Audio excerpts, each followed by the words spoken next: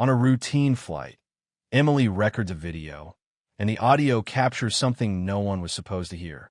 What follows is a chilling struggle against a dark force threatening everyone on board. Will they survive? Stay with me to find out. Before we begin, let me know where you're watching from and leave a comment below. I'd love to hear your thoughts before we dive into this story. Emily Carter adjusted the strap of her backpack as she stepped onto the jet bridge, connecting the terminal to Flight 227 bound for New York. The soft hum of the aircraft's systems greeted her ears as she crossed the threshold and entered the dimly lit cabin. It was nearly midnight, just the way she liked it. Red-eye flights weren't just cheaper. They had fewer people, more empty seats, and the quiet atmosphere made them perfect for recording travel content. She flashed a quick smile at the flight attendant, stepped down the aisle with a practiced rhythm, and found her seat, 18A, right next to the window. As she settled in, she pulled out her phone, mounted it on a mini tripod suction to the window, and powered it on. This was routine for her now. Record the takeoff, maybe throw in a few nighttime shots of the clouds if the moonlight cooperated, and then stitch the clips together for her vlog. Her channel, Emily Across America, had been gaining traction lately. She wasn't famous, not yet, but the jump from 5,000 to nearly 20,000 subscribers over the past 3 months had put a new fire in her. She had to keep the momentum going. The seat beside her remained empty until the final group began boarding.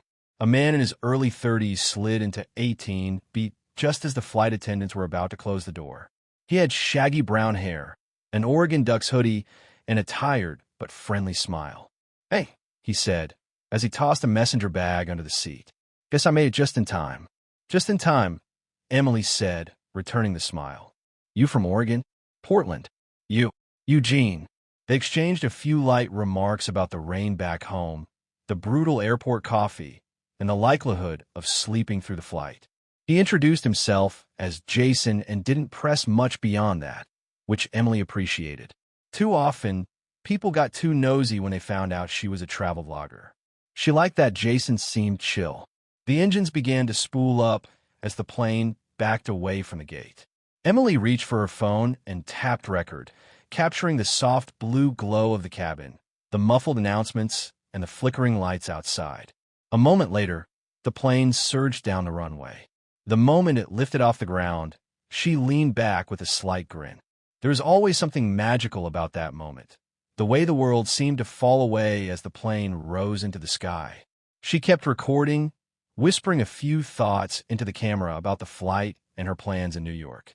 The seatbelt sign chimed off 15 minutes later, and most of the cabin settled into a quiet lull. Jason pulled out his headphones and closed his eyes.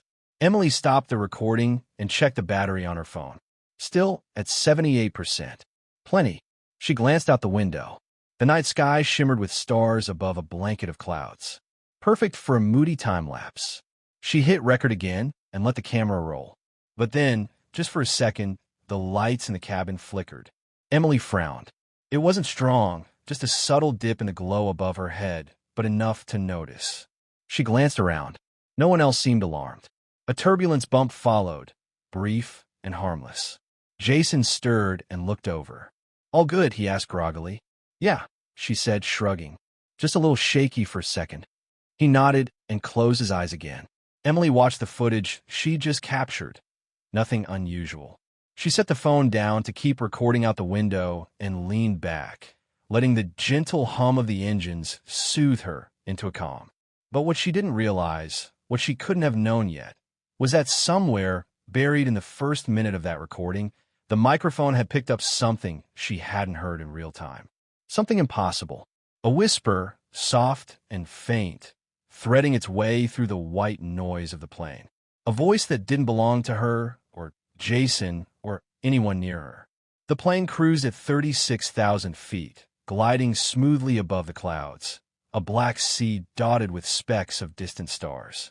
The cabin was quiet now, just the soft hum of engines, the occasional clink of ice in plastic cups, and the rustle of blankets as passengers drifted off to sleep. Emily shifted slightly in her seat, stretching her legs beneath the tray table. She reached for her phone, still suctioned to the window, and stopped the recording. She had just over 8 minutes of footage, Mostly the climb, the night sky, and some cabin ambience. Perfect for a calming B-roll. She tapped the play icon to check how it looked. The screen lit up with the beginning of the clip, the lower of the engines in the background, her brief commentary during takeoff, then a smooth transition to the wing view. The turbulence bump was still there, a gentle shake that barely registered, but it gave the video a touch of realism. As she scrubbed forward through the clip, something made her pause. Around the 2-minute mark, there was a tiny spike in the audio, a fluctuation that seemed too sudden for ambient cabin noise. Curious, she turned up the volume and played it again, this time more slowly, eyes narrowed. And then she heard it, a whisper, so faint it could have easily been missed, a breathy murmur woven into the white noise of the engines. She leaned closer to the phone. The voice was distant, but undeniably human, and distinctly chilling in how it cut through the otherwise normal recording. For words, soft and deliberate, "Don't trust the pilot." Emily froze. Her fingers hovered above the screen. She rewound and played it again. There was no mistaking it. Someone, or something, had whispered those exact words into the microphone during the recording. She looked around the cabin. A few rows ahead, someone was snoring lightly. Across the aisle, a woman scrolled silently through her Kindle. Nothing seemed out of the ordinary. Jason stirred beside her, eyes fluttering open. "Everything okay?" he asked, voice hoarse. Emily hesitated, then held out her phone. "I just heard something weird in my recording. Can you listen?" Jason popped one earbud out and took the phone. He played the clip, leaning in close. When the whisper came, his head tilted slightly. He pulled the phone away and looked at her, blinking. "That's not you." "No," she said. "And it's not you either." He shook his head. "I didn't say a word." "Exactly," she replied. "And that seat behind me." She motioned over her shoulder. "It's empty. Has been since takeoff." Jason peeked past her and nodded. "Okay, that's seriously weird." Emily sat back in her seat, heartbeat picking up. She was no stranger to creepy footage.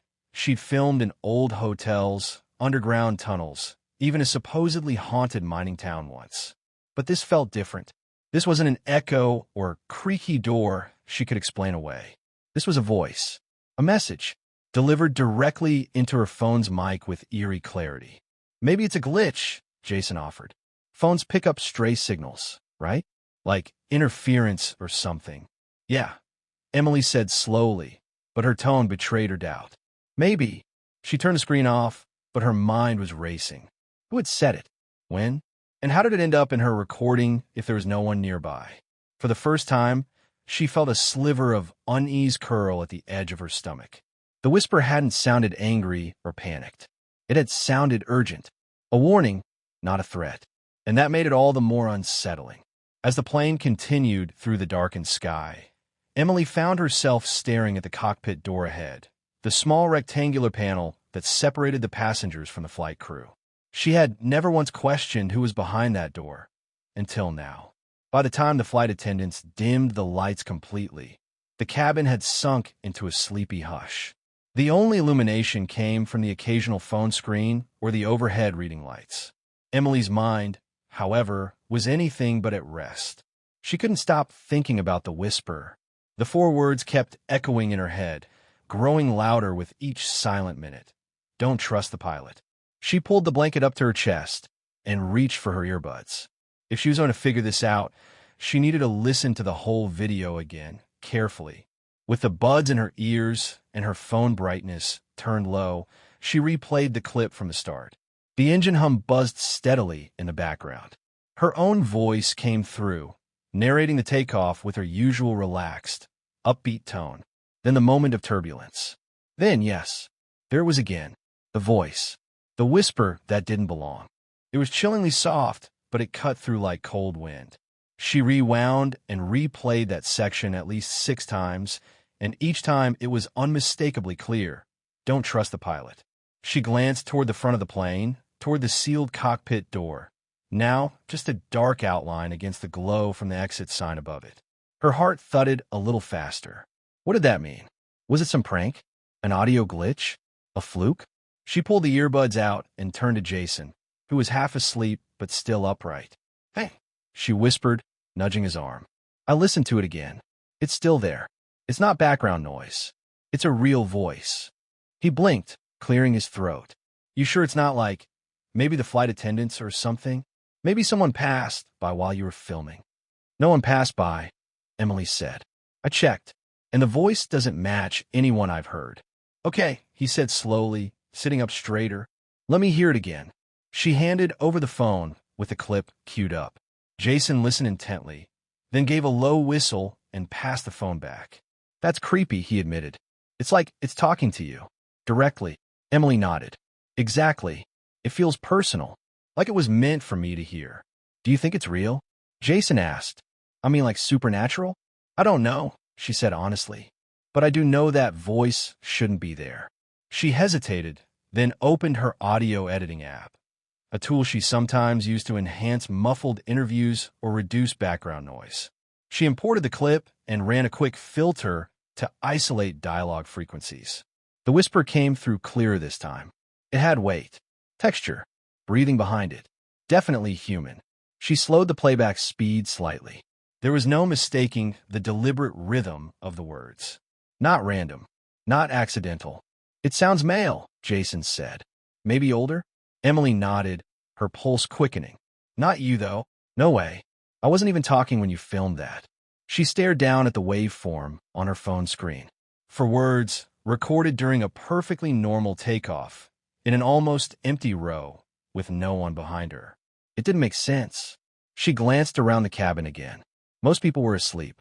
No one seemed even remotely suspicious or aware of what they had heard. That was the worst part. How normal everything still looked. Maybe we should tell someone? Jason asked. Like a flight attendant? Tell them what? Emily said. That my phone picked up a ghost warning me about the pilot? Jason smirked, then turned serious. Okay, yeah. Fair point. Emily turned the phone off and leaned back. But her eyes didn't close. They stayed fixed on that cockpit door.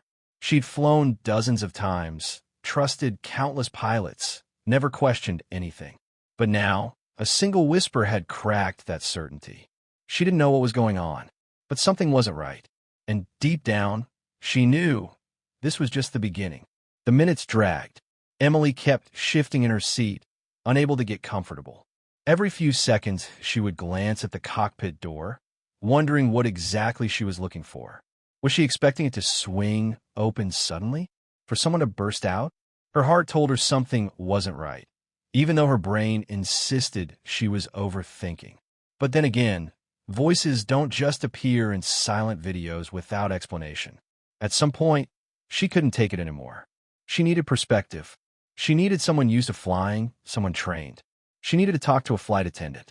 She turned to Jason, who was now watching her with quiet concern. I'm going to ask one of them about it, she whispered. Just see if they've heard anything weird tonight. He gave her a cautious nod. All right, I'll keep an eye on your stuff. Emily stood, her legs a little unsteady from sitting so long, and made her way toward the rear galley. The soft overhead lights cast long shadows down the aisle.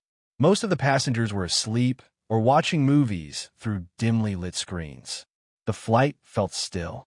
Too still. In the back, a middle-aged flight attendant was pouring water into small plastic cups and arranging snacks on a tray. Her name tag read Linda. She looked up and smiled, her expression professional but warm. Evening, hon. Can't sleep? Not really, Emily said, trying to sound casual. Mind if I ask you something kind of strange? Linda chuckled softly. You wouldn't believe the stuff I've heard on these night flights. Try me. Emily hesitated, then pulled out her phone. I was recording during takeoff, just for a travel vlog I run. But when I listen back, there's a voice in the audio. A whisper. It wasn't mine. It wasn't the guy next to me. It said, don't trust the pilot. Linda froze for a second, hand hovering over the drink cart. Her smile faded slightly. Not completely, but just enough for Emily to notice. You sure it wasn't part of a safety message or something? No, Emily said quickly. I isolated the audio. It's not from the intercom. It wasn't background noise. It was direct. Clear. It's not supposed to be there. Linda looked past Emily, down the aisle toward the cockpit. Then she looked back and leaned in, her voice lower. You didn't hear it live, right? Only in playback. right? And you're sure no one behind you could have whispered it as a prank. No one was behind me. The row was empty. Linda was quiet for a moment. Then she stepped aside and motioned Emily to join her near the crew jump seat. I probably shouldn't say anything, she said, her tone clipped now, but you're not the first passenger to say something strange happened on this flight. Emily's breath caught. What do you mean? On the last run, same route, same flight number, a woman had a panic attack midair. Said she heard voices during landing. Then another man said he felt like someone was sitting next to him when the seat was empty. What happened to them? They were fine after we landed. Just rattled. Linda looked genuinely unsettled now, her usual composure thinning. I chalked it up to nerves or sleep deprivation, but now she didn't finish the sentence. Emily's pulse quickened. What about the pilot? Same one. Yes, Linda said softly. Captain Reed. He's been flying this route for years. Good record. Quiet guy. Never a problem. Emily didn't miss the subtle emphasis on quiet. Do you trust him? She asked. Linda hesitated. Then she answered with a tight, diplomatic smile. I trust the cockpit crew to do their jobs. It wasn't a yes. Emily swallowed. Would you be willing to listen to the audio? Just to hear it.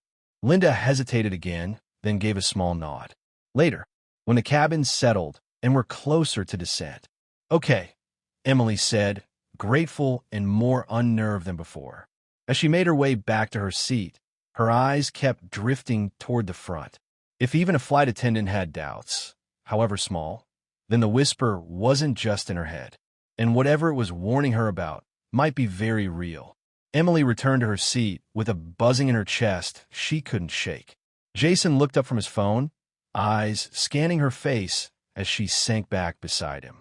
Well, he asked quietly, did she listen? Not yet, Emily replied, glancing over her shoulder instinctively. She said she'd wait until the cabin settles. But she admitted something. Jason raised an eyebrow. She said other people on this same flight, this exact route, have reported weird things before. Voices, empty seats that felt occupied, that kind of stuff. You're serious? Dead serious. She leaned closer. And the pilot? Same guy. Captain Reed. She didn't say she distrusts him, but she didn't say she trusts him either. Jason sat up straighter, suddenly more alert. Okay, that's not nothing. Emily nodded, her gaze drifting again toward the front of the plane. Something about the quiet of this flight didn't feel natural, like the air was holding its breath. Her eyes moved across the rows ahead, passengers mostly asleep or drowsily watching screens.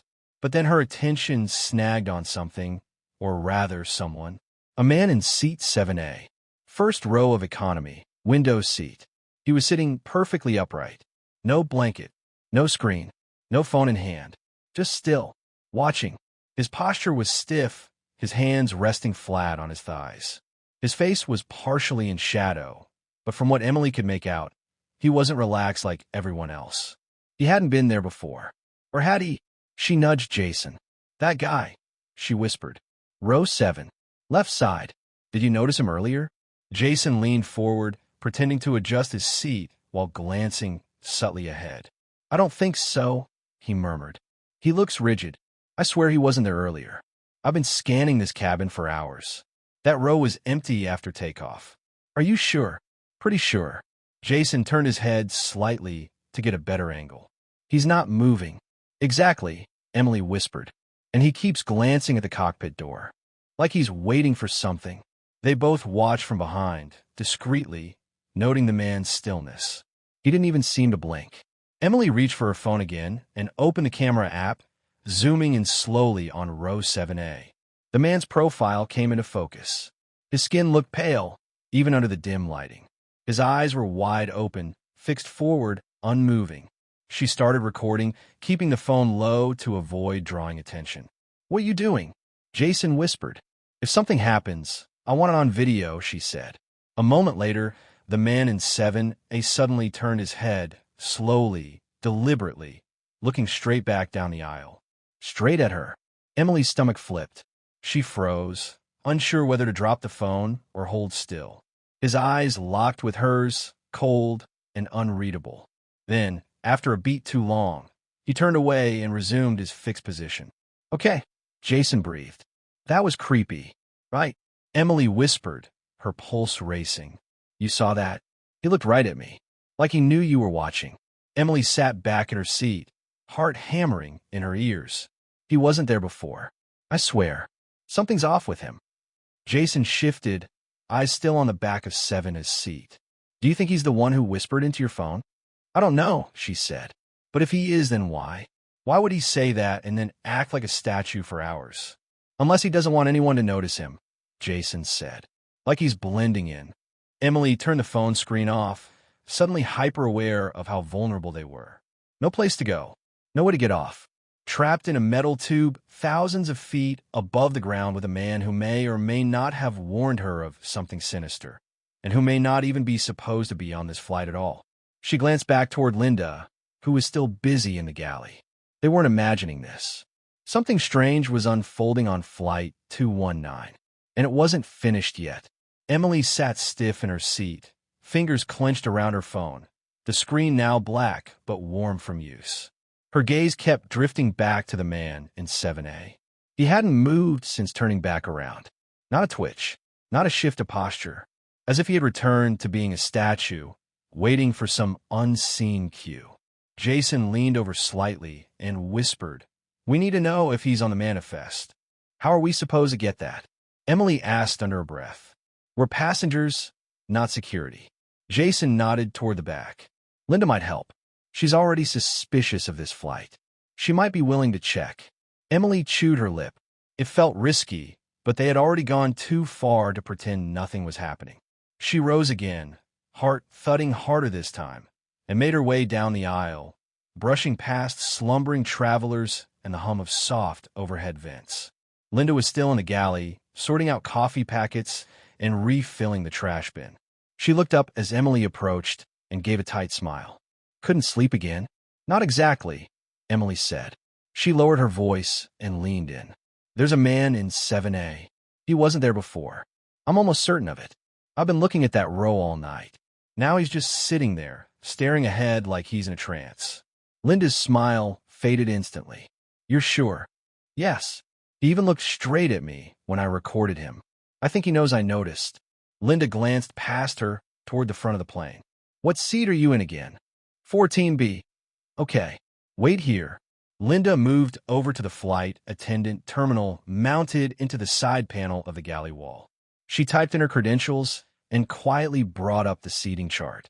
Emily stood silently, watching every keystroke. The screen displayed the manifest, passenger names, seat assignments, boarding information.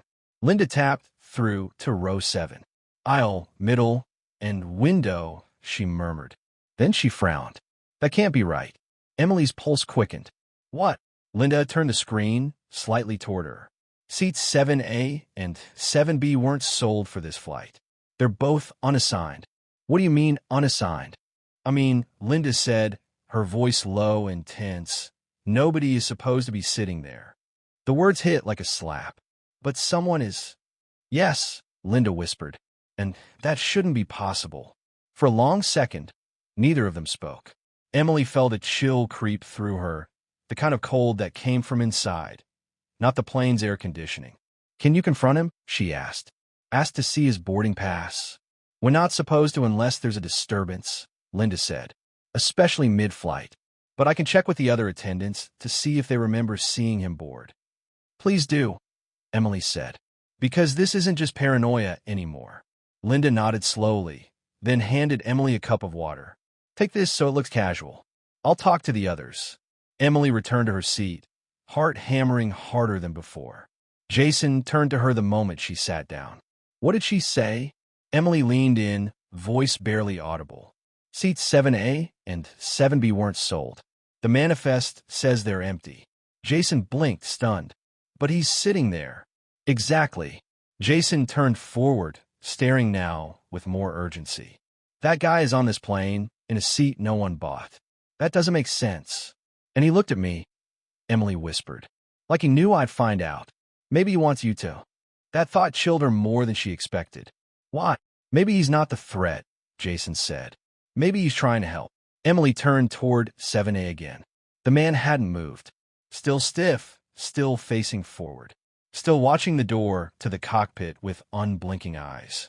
If he wasn't supposed to be here, who or what was he?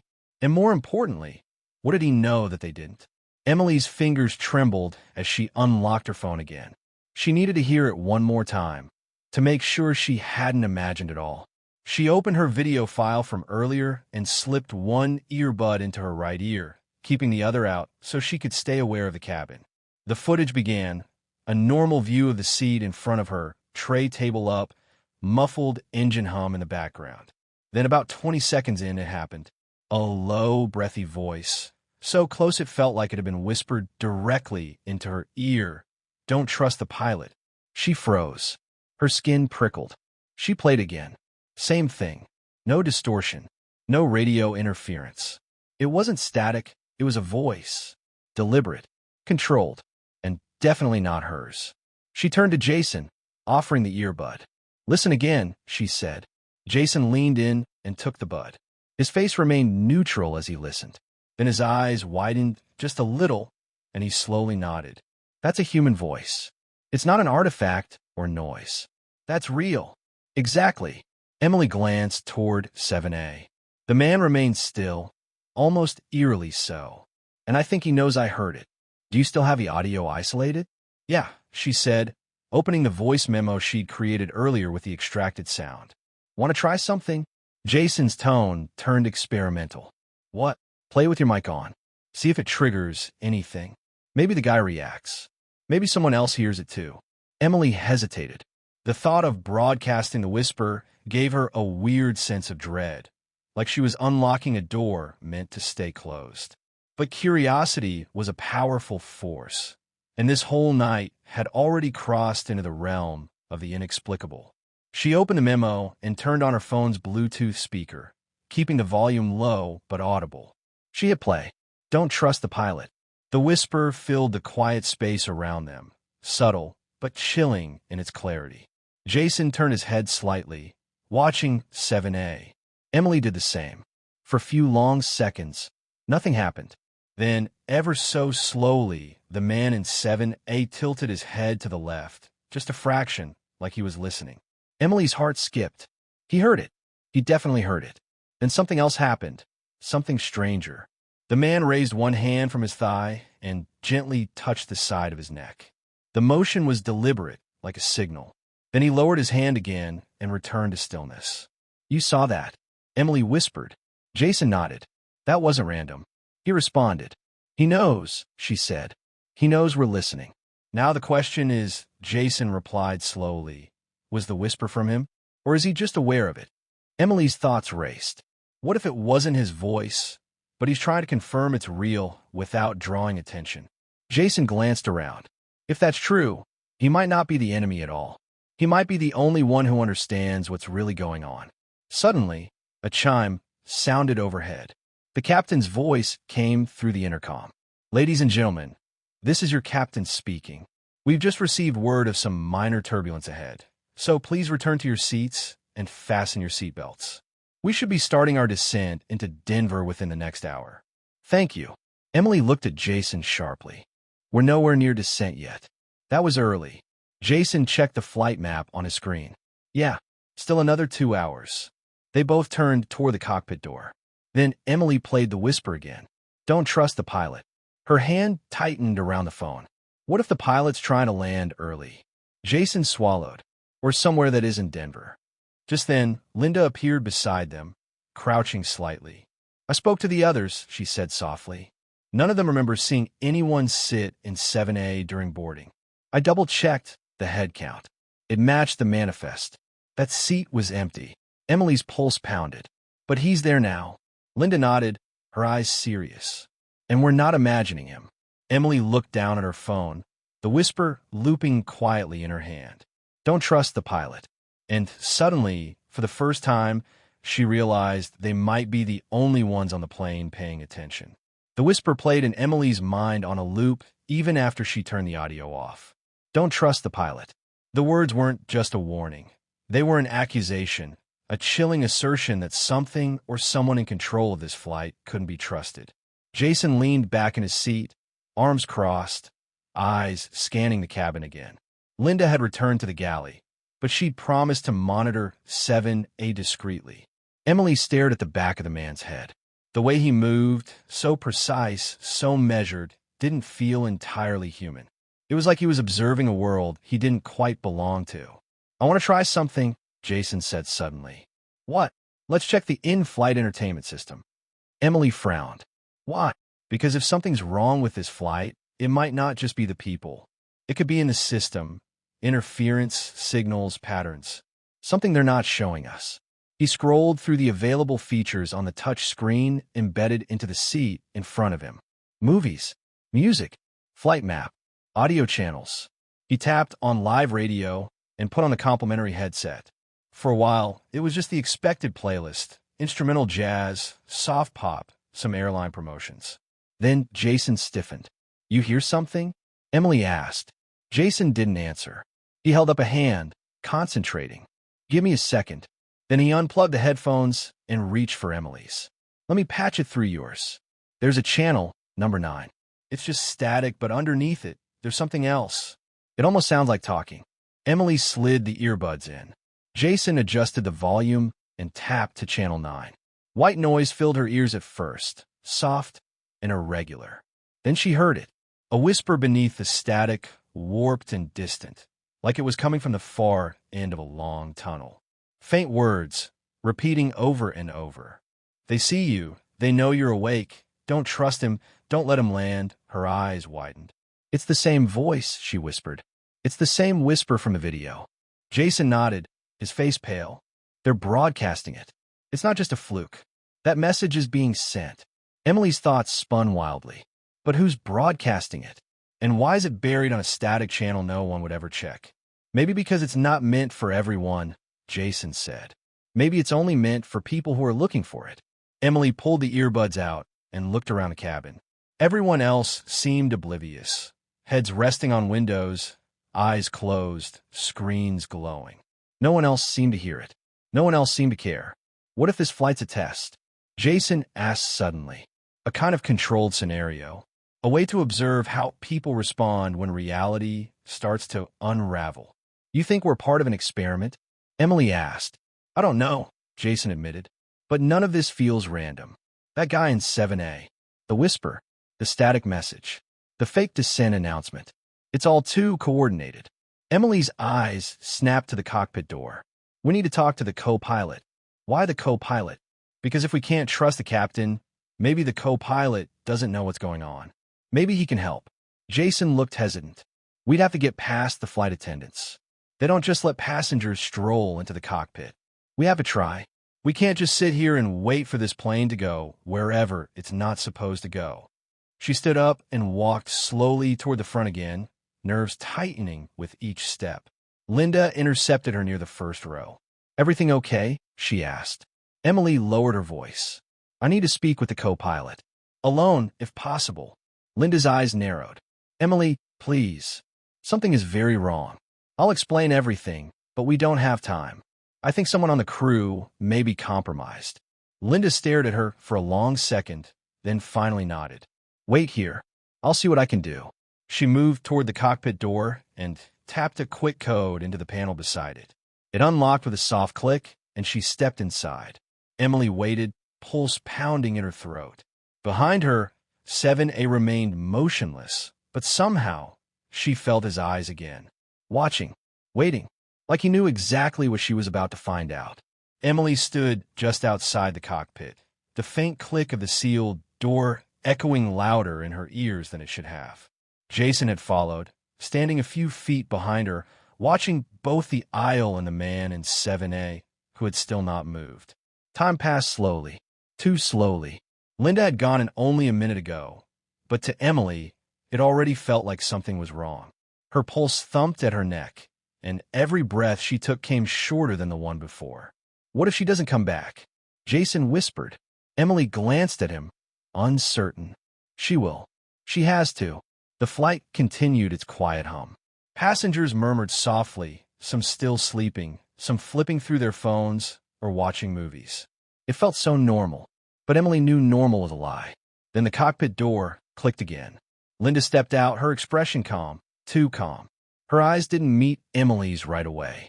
"I spoke with First Officer Holbrook," she said, voice low.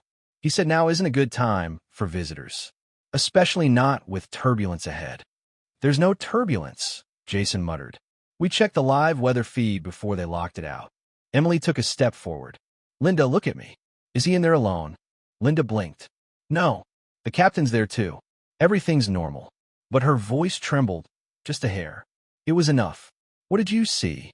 Emily asked. "Tell me the truth." Linda's eyes darted past them, toward the cabin, then back. "He didn't look like himself," she finally said. "The captain." His face was pale, his eyes unfocused, like he was talking, but the words weren't matching his expression, like something else was speaking through him. Jason stiffened. "You're sure?" "I've worked with him 5 times before," she said. "He's sharp, quick, funny. This wasn't him." He looked at me like he didn't recognize me. Emily felt a fresh wave of dread rise in her chest. And the co-pilot? He barely said a word. Just sat there, straight-backed, hands on his knees, like he was waiting for instructions. Linda looked around quickly. "We don't have much time. Something's going on in there. Something unnatural. And if they're planning to land this plane somewhere else, we need to stop it," Emily said. "Or at least find a way to send a warning." "We don't have control over the radios," Jason said. "But maybe the intercom only works inside the cabin," Linda said. "And it won't reach outside. Not unless you patch it through a ground connection, which we don't have access to at this altitude. So we're stuck?" Emily asked. "Not necessarily," Jason said. "What about 7A?" Both women looked at him. "What do you mean?" Emily asked. "We've been reacting to him like he's the threat. But what if he's the only one who knows what's happening? The whisper, the static, the warning, all of it started after he appeared." Emily's mind spun. "You think he's here to help?" "I think," Jason said slowly, "that maybe he's not like the rest of us. And maybe he's the only one with answers." "Then we have to talk to him," Emily said. "We already tried," Jason replied. "But he hasn't said a word." Emily looked at Linda. "What if we push a little harder?" Linda hesitated, then nodded. "Give me a second." She stepped down the aisle towards 7A, smoothing her uniform and putting on a gentle smile. "Excuse me, sir," she said, her voice calm but firm. "We just need to verify your seat assignment. May I see your boarding pass?" The man slowly turned his head. His eyes locked onto hers, not cold, not hostile, but ancient, knowing. Without speaking, he reached into his coat pocket and pulled out nothing. His hand opened to reveal an empty palm. Then, finally he spoke. His voice was low, textured, almost musical. "You're asking the wrong question." Linda blinked, stunned. "Excuse me." The man leaned forward slightly. "It's not about where I'm sitting. It's about why I'm here." Emily stood frozen. The whisper, the warnings, the video, it all pointed to this moment. Jason stepped forward. "Then tell us. Why are you here?" The man in 7A looked at them both and said, "Because you're not supposed to land." The man in 7A's voice hung in the air, heavy and grave, as if those 6 words carried the weight of a secret that could shatter everything. Emily's heart hammered in her chest. "You're saying we're not supposed to land?" she asked, struggling to keep her voice steady. The man nodded slowly, his eyes dark pools reflecting something ancient and knowing. "This flight is a vessel between worlds," he said softly. "The pilot is not who he appears to be. The destination is a place you cannot return from." Jason exchanged a wary glance with Emily. "What do you mean? A place you cannot return from?" The man's gaze flickered toward the cockpit door, then back to them. "The captain has been replaced, not by a person, but by a force. A presence that seeks to control the plane's course and, more importantly, its passengers." Linda's breath caught. "A force? What kind of force?" The man shifted in his seat, hands clasped tightly.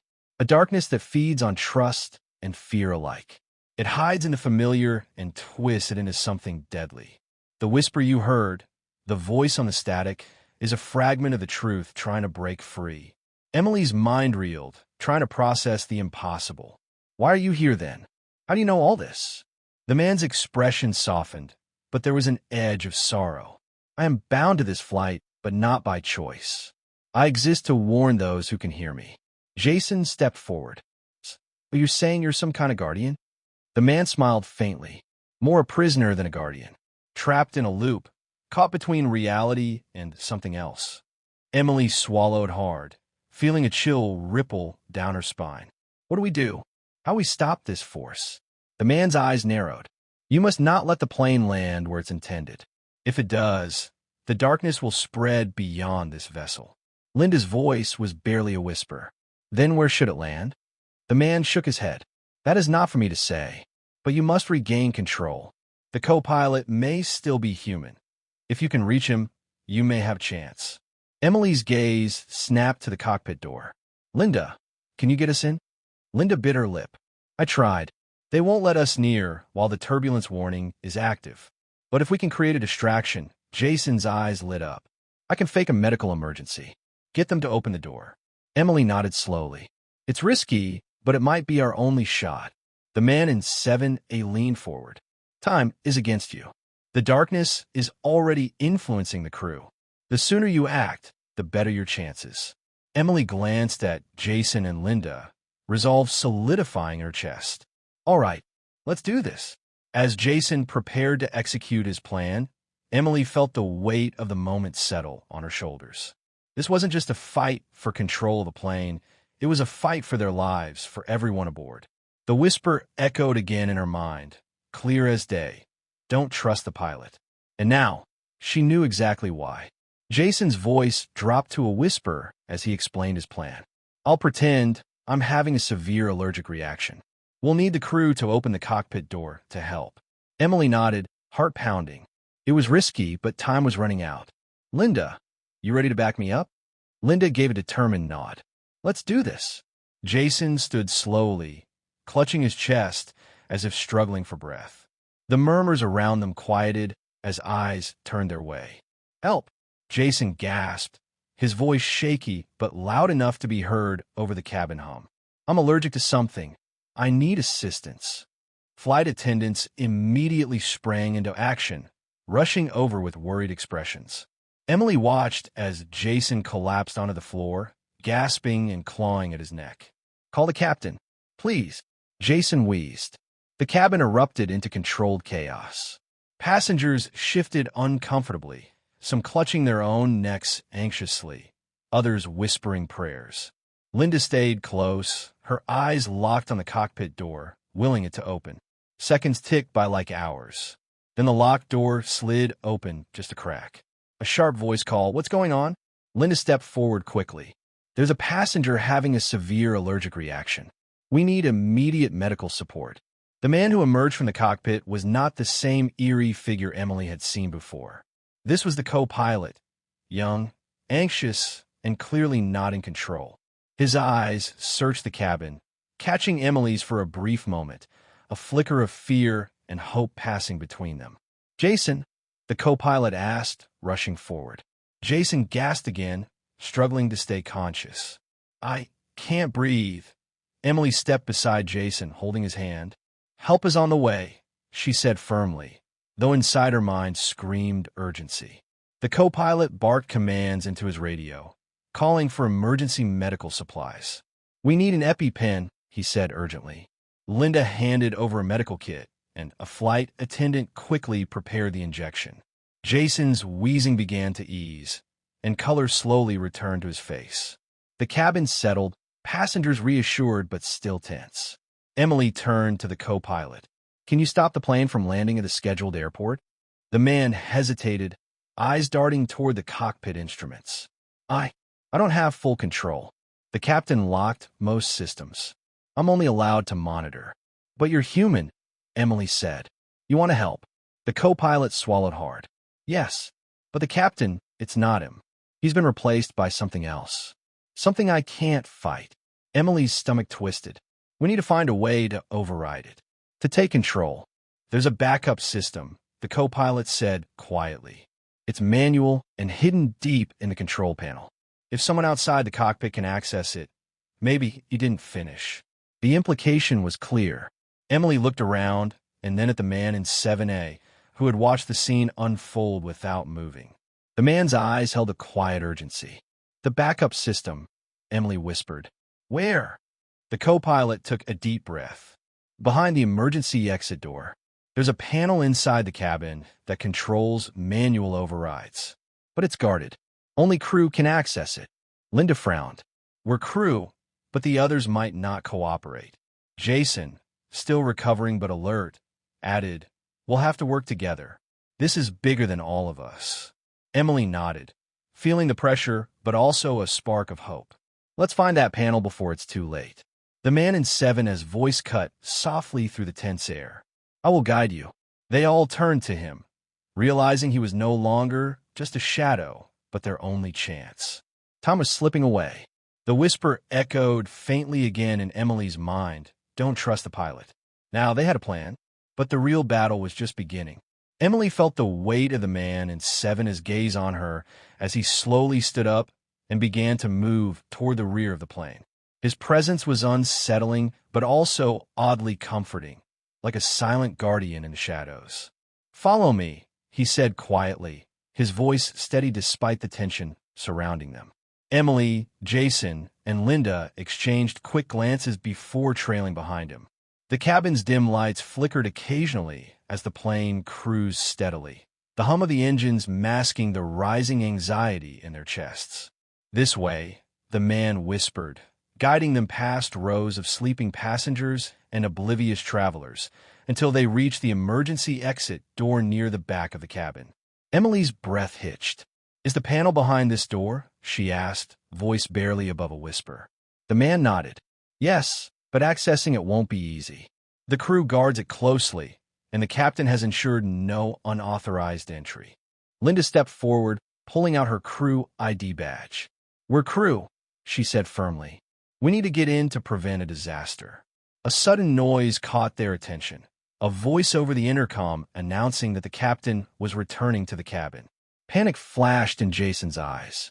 We have to move fast. The man at 7A pressed his palm against the door, and it clicked open silently. Inside was the small galley area, and beyond that, the emergency exit door. The panel is inside the compartment behind this door, he said. Linda approached, producing a key card from her pocket. She swiped it, and the door unlocked with a soft hiss. The compartment revealed a cramped storage space, but what caught Emily's eye was a small metal panel embedded in the wall. It was marked Manual Override Controls. Emily reached out hesitantly and opened it. A set of buttons and switches stared back, complex and unfamiliar. This must be it, she said, heart pounding. How do we use it? Jason bent over to examine the controls. I don't recognize these labels, he admitted. We need instructions. The man from 7A stepped closer and spoke quietly. I've been watching the systems. I know which buttons to press. But you must be quick. Emily nodded, her hands trembling as she prepared to follow his guidance. Tell me what to do. As he directed, they began flipping switches one by one, disabling the captain's control over the plane's autopilot system. Each click of a switch sent a ripple of tension through the group. Almost there, the man said. Suddenly, a sharp alarm sounded, a piercing warning that sent the passengers jolting upright in their seats. The captain's voice boomed over the intercom, cold and distorted. Unauthorized access detected. Return to your seats immediately.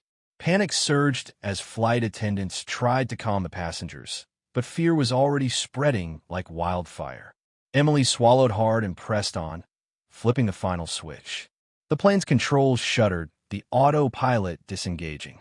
The co-pilot's voice crackled over the intercom, shaky but human. I'm back in control.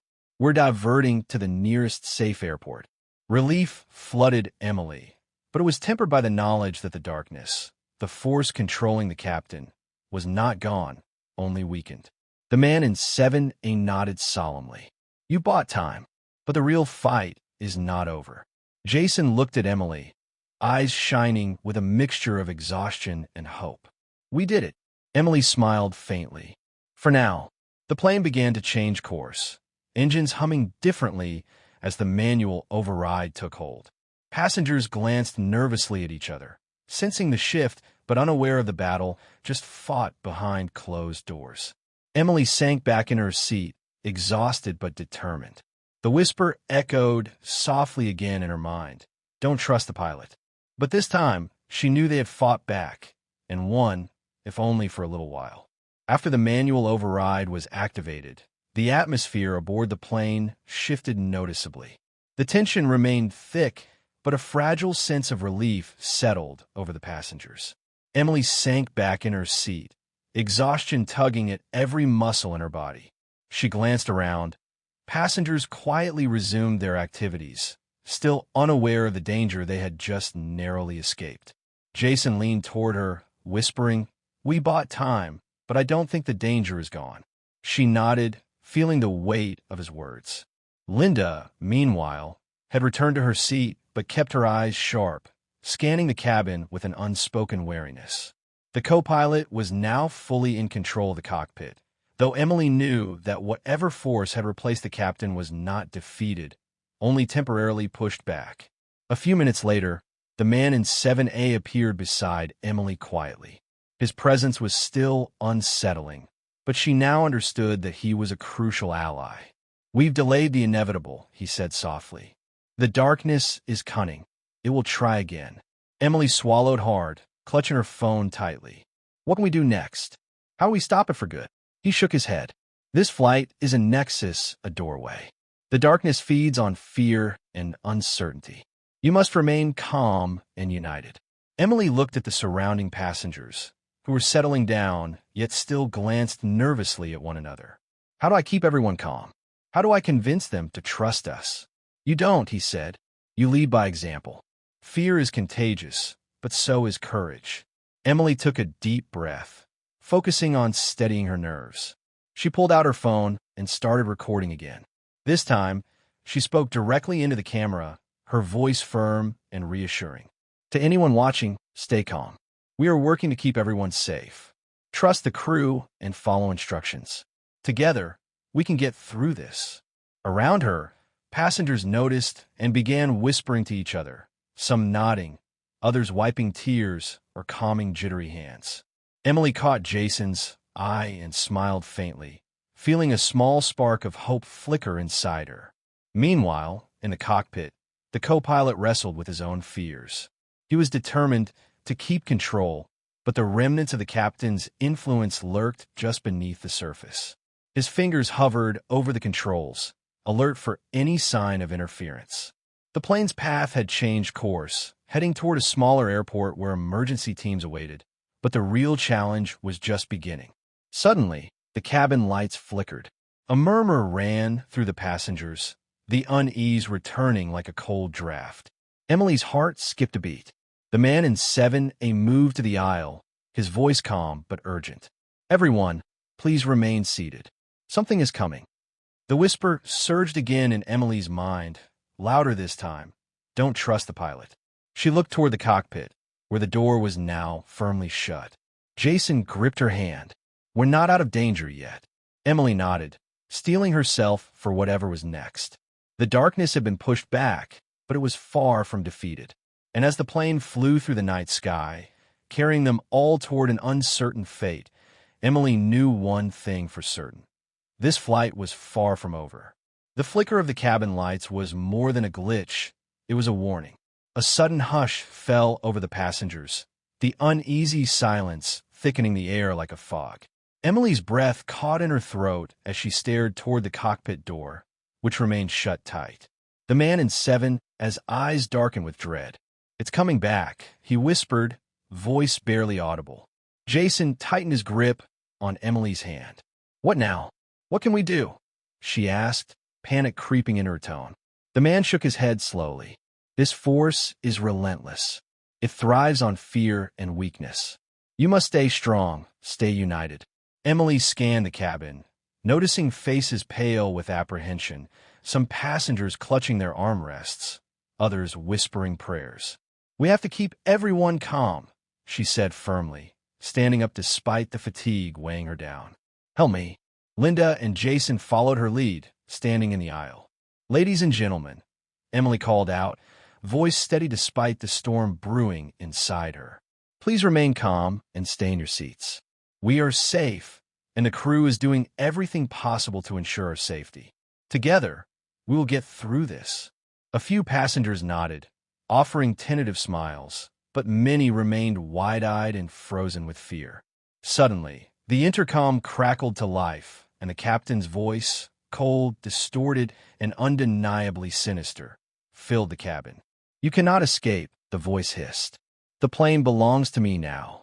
A collective gasp rippled through the cabin. Jason's jaw clenched. "It's the darkness. He's trying to break us." The man in 7A stepped forward, his presence commanding attention. "Ignore it. It's a trick to sow doubt and despair." Emily's phone slipped from her hand as the eerie voice continued. Static surged through the speakers, interspersed with whispered threats and chilling laughter. She picked up her phone quickly and resumed recording, focusing on keeping her voice calm and steady. "This is not real. It's fear speaking. We are stronger than this." The plane lurched suddenly, a violent shake that sent several passengers tumbling against their seats. "Brace yourselves," a flight attendant shouted. Emily's heart pounded as she gripped the armrest. "The turbulence isn't natural," the man in 7A said grimly. "It's the darkness trying to regain control." The co-pilot's voice cut through the chaos over the intercom. "I'm doing everything I can, but the captain's systems are fighting back." Emily knew they were in a battle against something far beyond the ordinary. The shadows in the cabin seemed to stretch and pulse as if alive. Jason stood by her side, whispering, "We have to hold on. We can't let it win." The man in 7A moved toward the front of the cabin, his figure almost ghostly in the dim light. "There's one last thing you could try," he said. "A ritual, an act of courage and trust that can sever the darkness's hold." Emily's eyes widened. "What kind of ritual?" The man hesitated, then pulled a small, weathered notebook from his jacket pocket.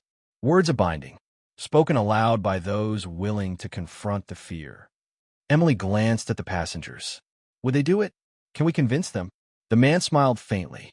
"When faced with true darkness, even strangers can find strength together." Emily took a deep breath and nodded. "All right, let's gather everyone." The cabin buzzed with tension, but as Emily stood in the aisle, she called out again. "Everyone, please listen. We're facing something terrifying, but together we can overcome it. If you're willing, I'll teach you words to say, words that can help us all." Slowly, hesitant hands raised. Emily smiled, a flicker of hope breaking through the fear. The darkness was here, but so was their courage. And for the first time, she believed they might survive. Emily stood in the aisle, the small, weathered notebook held tightly in her hands. The cabin lights flickered, but no one moved. The passengers' eyes were fixed on her, a mix of fear, confusion, and a desperate hope. "This ritual," Emily began, her voice clear and steady, "is not magic or superstition. It's a declaration of our courage, a promise that we won't let fear control us." The man in 7A nodded encouragingly from beside her. "Repeat after me," Emily said, flipping the notebook open to a page marked with faint, handwritten words. She spoke slowly, clearly. "By light we stand, by hope we fight, by courage we banish the night." The passengers hesitated, then slowly began to echo her words. The voices were shaky at first, but soon grew stronger, filling the cabin with a rising chorus of defiance. Jason joined in, his deep voice lending strength to the chant. Linda moved down the aisle, encouraging reluctant passengers to participate. Emily felt a strange warmth spread through the cabin, as if the air itself was changing. The shadows on the walls seemed to shrink, the oppressive weight lifting. The darkness fought back, and the lights flickered violently once more, but the voices did not falter. The captain's distorted voice tried to interrupt through the intercom, a hiss of rage and desperation. "You cannot stop me." But the ritual continued, unwavering. Emily's heart pounded as she saw the faces around her transform from terror to determination. The man in 7A's eyes glowed faintly in the dim light. "Keep going," he urged. "This is the turning point." The plane shook again, more violently this time, but the collective voice of the passengers drowned out the chaos.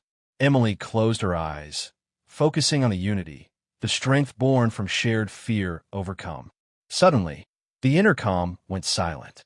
The oppressive presence seemed to recoil, the air lightening like the first rays of dawn breaking through a storm.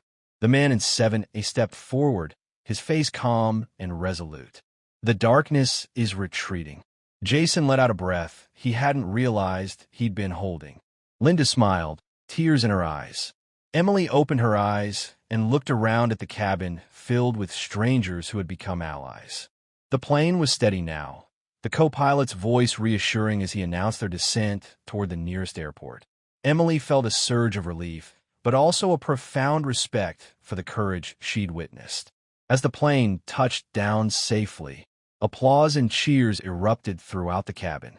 The man in 7A turned to Emily. "Your bravery saved us all." Emily nodded, feeling a deep connection to everyone aboard. "We saved each other." Outside, emergency crews waited, ready to assist, but inside, something far greater had been won, a victory of light over darkness, fear over despair. Emily's phone buzzed softly.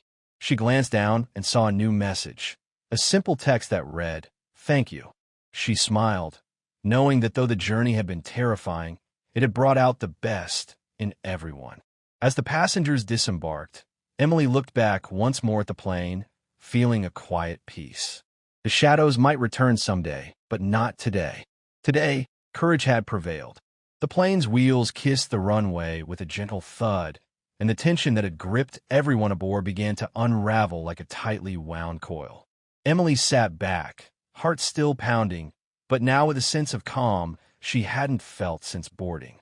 The overhead lights brightened, bathing the cabin in a warm glow as passengers exhaled collectively, some wiping away tears, others hugging loved ones. The co-pilot's voice came over the intercom, steady and reassuring. "We have landed safely. Please remain seated until the captain or crew instruct you otherwise." Emily looked around, the faces of those she'd only just met now etched in her memory. A group forged in fear, but united in courage. Jason leaned toward her with a tired smile. "We made it." She nodded, the weight of the past hours settling deep inside her. "We did." Linda caught Emily's eye and gave a small nod of thanks. The man from 7A, who had been a mysterious figure for so long, now seemed almost ordinary, a fellow passenger who had helped them through the unimaginable. Emily reached out her hand. "Thank you for everything." He shook it firmly. "It's not over, but today we won." As the plane's doors opened, the rush of cool airport air filled the cabin. Emergency personnel stood ready, but their faces showed respect rather than urgency. The crew began guiding passengers off the plane, their voices calm, professional, but tinged with relief. Outside, the early morning sun was breaking over the horizon, casting golden light over the runway. Emily stepped down the stairs and breathed deeply, the fresh air filling her lungs like a promise. Journalists and airport staff waited, cameras flashing and microphones poised, but Emily shook her head. "No interviews," she whispered to Jason. "Not yet." She pulled out her phone and stopped recording, saving the video, the story of fear and courage, darkness and light. It was a story that needed telling, but only when the time was right. As she walked toward the terminal, Emily thought about the strange man in 7A and the words he had spoken about the darkness returning. She knew that life, like this flight, was unpredictable. But the ritual they'd performed, the unity they'd found, it was a beacon, a reminder that even in the darkest moments, people could rise together. The news headlines would call it a strange incident, maybe even a supernatural event, but Emily knew the truth was simpler and more profound. Hope, courage, and trust could conquer fear. She looked at Jason and Linda, grateful for the bond forged under pressure. "Whatever comes next," she said, "we face it together." Jason smiled. Together. As the crowd around them began to disperse, Emily felt a quiet strength within her, a resolve to live boldly, to trust in the goodness she'd witnessed. And as the sun climbed higher, washing away the shadows of the night, she whispered to herself, "We are not alone." The plane that had been a battleground was now a symbol of resilience. Emily's video, once a simple recording to capture a moment, have become a testament to the human spirit. And though the darkness might linger in whispers and shadows, the light would always fight back. Today was a new dawn. Thank you so much for joining me on this incredible journey through fear, courage, and hope aboard that fateful flight. This story reminds us all that even in the darkest moments, the light of unity and bravery can shine the brightest. If this tale moved you, inspired you, or made you think, please don't hesitate to hit that like button and subscribe to the channel for more captivating stories like this one. Your thoughts mean the world to me. So leave a comment below sharing your favorite part or what you would do if you were in Emily's shoes. Together, we create a community of storytellers and dreamers. So let's keep the conversation going. Stay brave, stay curious, and until next time, thank you for watching.